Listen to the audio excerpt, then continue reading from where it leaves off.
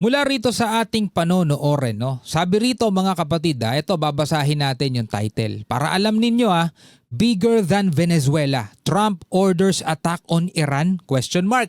Hindi confirmed? Question mark. Bombshell after finger on trigger threat. Ito yung ipinakita na video ng Iran kung saan pinapalipad nila yung drone nila at nasa ibabaw lang ng aircraft carrier ng US. At sinasabi nilang anytime pwede daw nilang pasabugin etong aircraft carrier ng US na hindi pa nakakalipad yung mga warship ng US sa Bugna. So pag-usapan natin to mga tol, samahan ninyo ako. I'm just a young nigga chillin' on it. First time I seen ice was a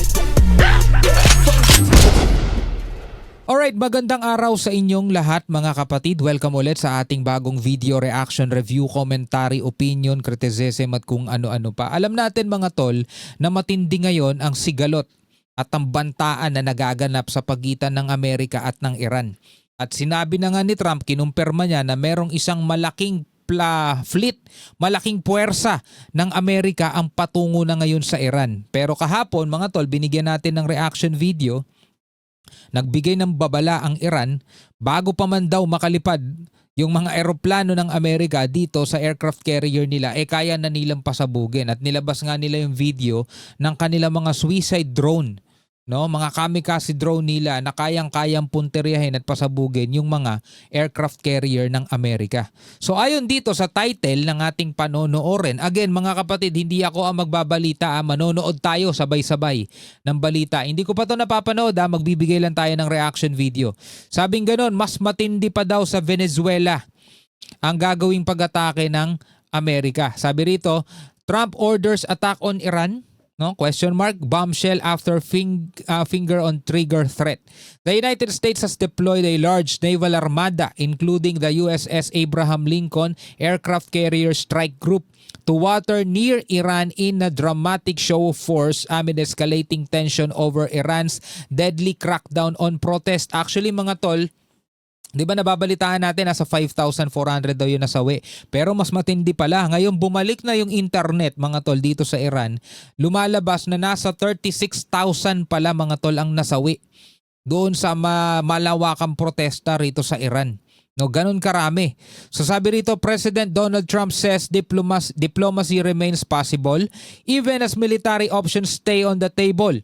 Iran's military has issued stern warnings that any attack will be met with severe retaliation. Kahit anong klaseng pag-attack to mga kapatid ay magre-resulta ng matinding pagganti ng Iran. Global markets have faltered and world powers call for dialogue but fears of conflict continue to mount.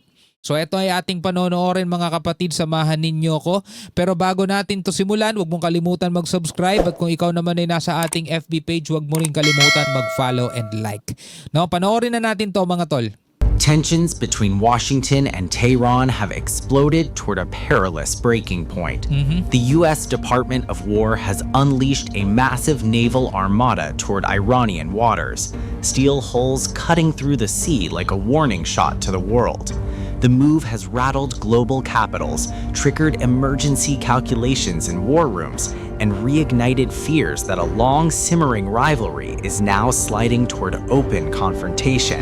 So ngayon, sabi ni Trump mga tol, bukas pa rin naman daw ang pintuan para sa diplomasya. Diplomacy, sabi nga ng President Donald Trump says diplomacy remains possible even as military options stay on the table. Pero syempre, nandun pa rin yung military options. Ibig sabihin, kung hindi kayo makukuha sa pakiusapan, labanan na lang talaga ang mangyayari dito mga tol. Pero syempre, handa pa rin dito ang Iran. At alam nyo naman, hindi back out tong mga to. Papalag to. Sabing ganon, Iran military has issued stern warnings that any attack will be met with severe retaliation. Kaya nga ito si Trump, di ba, inalis na niya yung kanyang mga personnel doon sa kanilang mga military base. So hinihahandaan na rin niya ni Trump. Kumbaga, smart move yun para kung sakasakaling umatake kami at gaganti kayo, wala na kayong patatamaan kasi wala na kami doon.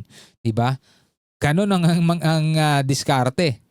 In an unprecedented deployment, The USS Abraham Lincoln Aircraft Carrier Strike Group, flanked by destroyers, fighter jets, and missile defense assets, is now stationed in the Middle East, bolstering U.S. strike options and signaling that military action remains firmly on the table. Military escalation and Trump stance. In a revealing interview with Axios, U.S. President Donald Trump confirmed that he has dispatched what he called a big armada of U.S. naval power toward Iran. Kumbaga nakaupo ang Iran ngayon at nag-aantay sila sa pagdating ng isang malaking puwersa na nakaposisyon anytime pwede silang patamaan. But then again mga kapatid, yung Iran bagamat nag-aantay sila is nagbibigay na rin sila ng babala. Sige, lumapit kayo pero anumang pag-ataking gagawin ninyo, no? Yan ay may kapalit na isang matindi, sabi rito severe retaliation, matinding pagganti. A force he says is even bigger than the armada previously deployed off Venezuela. Mas malaki pa kaysa sa dineploy nila sa Venezuela. Underscoring Washington's readiness to act if necessary. Kaya nga 'di ba ayon din sa mga ulat mga tol is nakatago na daw si Ali Khamenei sa mga bunker ng Tehran. Siyempre mga tol, ano na yan, safety first. However, he stopped short of detailing which military options remain under consideration or which course he prefers, choosing instead to reiterate that he will keep his cards close to the chest. Despite the massive show of force, Mr. Trump insisted that he believes Iran genuinely wants to negotiate, claiming in the interview that Tehran has called on numerous occasions seeking dialogue and a deal to de-escalate the crisis. Etong pagdating ng hukbo ng Amerika mga tol, ito'y hindi para magsagawa ng military drill ha. Ito'y hindi para magsagawa ng pagpapakita lang o palabas lang. No, yun ay nakaposisyon sila. Open sa negosasyon pero kung walang mangyayari, and ito yung second option, no? Ito'y gagamit na sila ng military. We're watching Iran. We're watching Iran. You know, we have a lot of ships going that direction, just in case. We have a big flotilla going in that direction.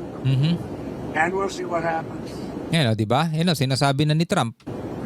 It's a big force. We have a big force going toward Iran. Yan o, it's a big force. We have big force going towards Iran.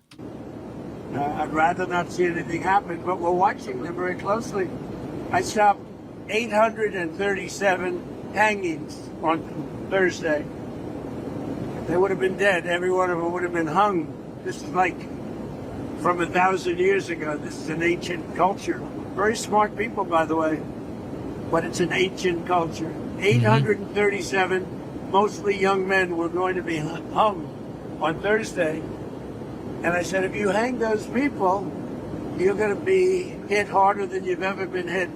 It'll make what we did to your Iran nuclear look like peanuts. And an hour before this horrible thing was going to take place, they canceled it. And they actually said they canceled it. They didn't postpone it. They canceled it. So that was a good... So ayun nga mga kapatid, inaari ngayon yung tagumpay ni Trump. Sabi yung gano'n, yung Webes daw, yung Thursday, nasa 837 na mga bata pang mga lalaki, young men, ang ibibigti dapat sa Iran. Pero sabi niya nga gano'n, kapag itinuloy niyo yan, talagang tatamaan kayo ng matindi. Mas matindi pa kaysa dun sa inyong natikman nung pinasabog namin yung mga nuclear facilities ninyo. So yan, nag-anunsyo ngayon itong Iran na cancel na, hindi na nila itutuloy etong pagbigte doon sa mga nahuli nilang nagpoprotesta mga tol. So ngayon ay para kay Trump, yan ay tagumpay niya kasi kung hindi dahil sa kanya, patay na daw yung mga taong yun. And they actually said they canceled it. They didn't postpone it. They canceled it. Hindi pinospone na, hindi ipinagpaliban. Kung baga, talagang cancel. So that was a good sign. But we have an armada. We have a massive fleet heading in that direction. And maybe we won't have to use it. We'll see.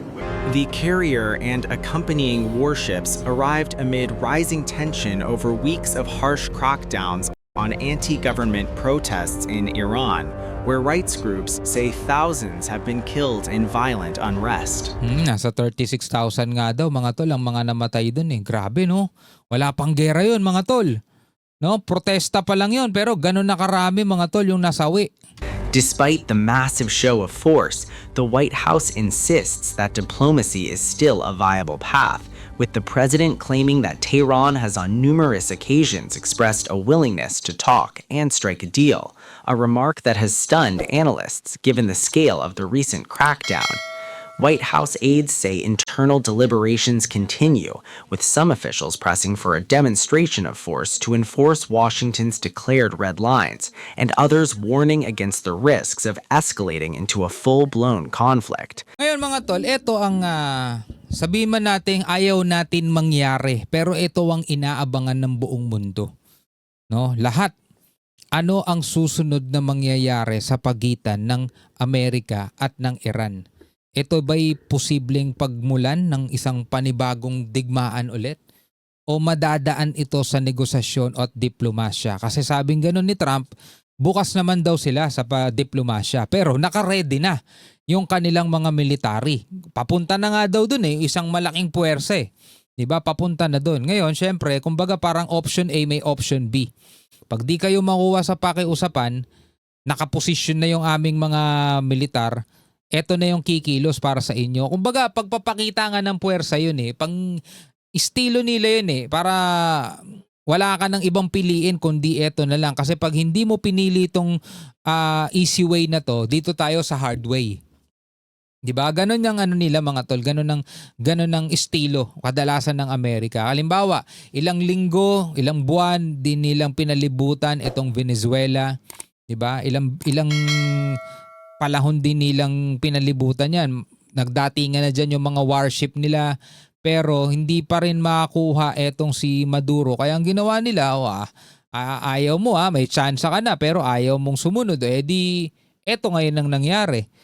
Kinuha ngayon si Maduro pero eto hindi siguro nila basta-basta magagawa yan kay Khamenei yung katulad nung ginawa nila kay Maduro. Hindi ko mga tol pero sa tingin ko mga tol medyo may hirapan ng Amerikang gawin yun dito kay Khamenei kasi nangyari na Siyempre hindi na basta-basta si Khamenei magpapa-banjing lang dyan mga tol. Underground bunker ang pupuntahan yan. So sabi nga ganun sa mga report nasa underground bunker na daw si Khamenei.